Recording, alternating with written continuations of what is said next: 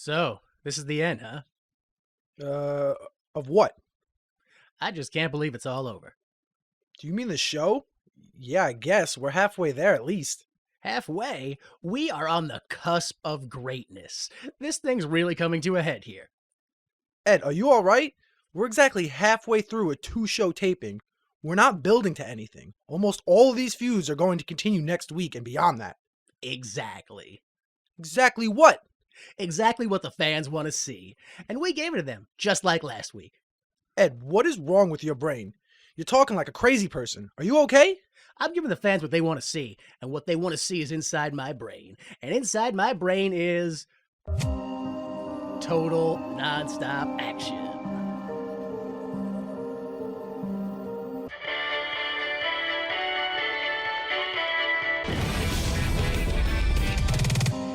Why would you make this?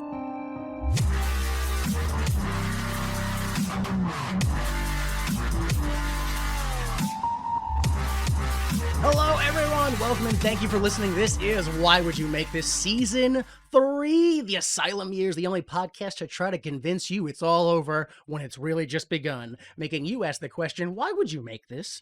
I am Jimmy Time. I'm joined by my co-host for this season, Brother Skylar. I'm here again. How you doing, buddy? I'm having a little bit of trouble with my throat, so I'm sorry if I do cough a little bit. All right. That's not good. During Season 3, we are taking you through National Wrestling Alliance Total Nonstop Action weekly pay-per-view shows, now known as the Asylum Years. This episode is NWA TNA pay-per-view number 2, which aired June 26th, 2002, but was recorded the week before, June 19th, the same day as the first pay-per-view.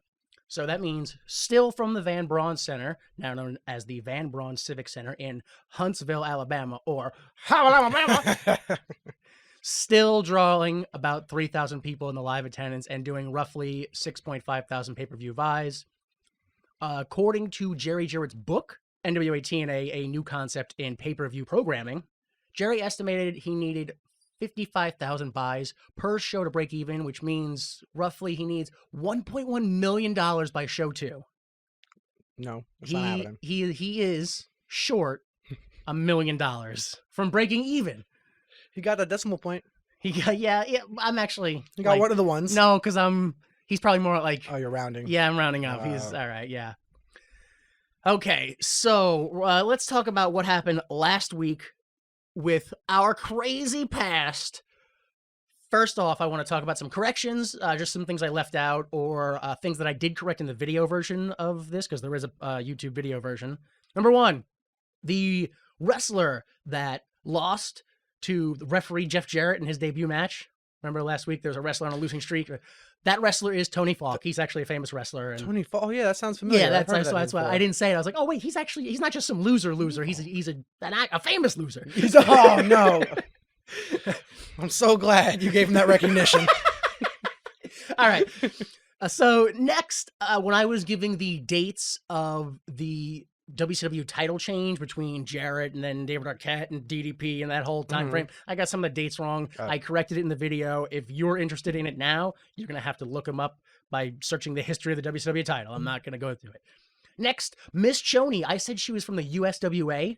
The USWA is another third attempt, or another attempt at a third promotion back in the 90s this time, which lasted from 89 to 97. You might remember it being the time that Jerry Lawler invaded ECW in 97. Yes. That was USWA, him and all that stuff. When Dreamer broke his balls. Oh, popped him. Ah! Oh, that was that sound. That was the sound it made. It just burned into me. Yeah, that was real. Popped.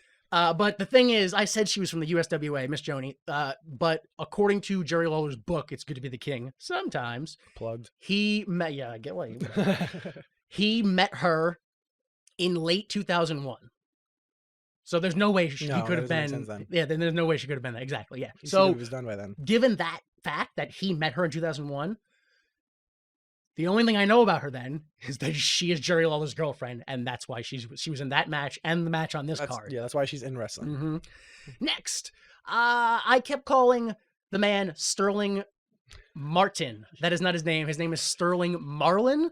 Those are two different names, I feel like, especially because they translate differently. Sterling Marlin is like, shimmering swordfish. Yeah, I was about to say that's a fish, isn't it? But Marlin? Sterling Martin is more like sweaty Irish priest. Yeah, I feel like Martin's his first name, and you're trying to give him like, you're trying to describe who he is. All right, the last bit of the corrections is obviously the main event. So Lash LaRue, what was he, number 2? 3, I Three. guess. Yeah, it's second to come out, but number 3. He was the first to come out of the two people starting, right? Because it was Jarrett and Buff, and then Right. Lash came out. Right, except it looked like Buff was coming out because he ran out before anyone announced was him. his So it entrance. seemed like, yeah. Anyway, he broke his neck, or suffered a neck injury anyway, after this show, the week after the show, and he's out of action for 7 months. We will never see him again. Oh, so it's gonna seem like that was a one-off, but it probably wasn't. It probably wasn't supposed to be. Yeah, TNA does ask him to come back in 2004, but it's only on their B show Explosion. So we're never going to see him. Can you call that a B show? Is that a D show? I don't even know what that is. Oh my God. Explosion? That's harsh. What is Explosion? I also said Norman Smiley does not have a finisher. Technically, that's not true. That before he became a gimmick wrestler, he did have a finisher, and it was the most devastating submission hold in all of wrestling history. Rings of Saturn? The crossface chicken wing. Oh God, there's no way out. It was called the Norman Conquest, which is based off of Norman's conquest of England in 1066. You still could have named the Wiggle Norman's Conquest. Yeah, Bend him over that rope. That would have been even worse. Oh my God. So Del Rios, the not Scott Steiner guy, remember him? Yeah. Oh yeah. He Unfortunately. was also known as Spellbinder, aka Phantasmo, aka that guy who did the magic Phantasmo, tricks yeah. before WWF Wrestling Challenge, before his match on WWF Wrestling Challenge in 1995. He just kept taking masks off and like pulling paper out of his Yeah, he face. pulled the ribbon out. Yeah. Oh, it's never ending. Same guy. Oh. Same guy. Not Scott Steiner and him. Same guy. And then, this was Hollywood's last appearance on the show, as well as Christian York and Justice. Justice. Yeah. We will never see them again. Oh, well, Oh, wink, wink. So now this is the actual Our Crazy Past. We want to tell you what's happening on the last show in case you didn't see it. And then it's going to seem redundant because the show itself does it. But as time goes on, it will include more gimmicks and feuds that we have started and never finished. So it's like, well, this still happened. Maybe they'll finish it someday. Like, it'll make sense later on. So right now, it's just last week was the debut of NWA TNA. We saw the crowning of a new NWA champion after a 20-man over-the-top battle royal, which turned into a singles match for the last 2 survivors, which then saw Ken Shamrock winning over Malice and thus becoming the new NWA champion. Ooh. We were also introduced to the X Division, Midget Wrestling, the Dupps, the Johnsons, the 3-man announce team, the backstage interviewer, and NWA Legends. And then we were told that this week we are going to get a lingerie battle royal, a My Kind vs. Your Kind match, No. My Kind vs. Your I Kind, want to hear that. and Scott Hall versus Jeff Jarrett. Again, all this week. So, let's start the show. Dun, dun, dun, dun, dun, dun, dun.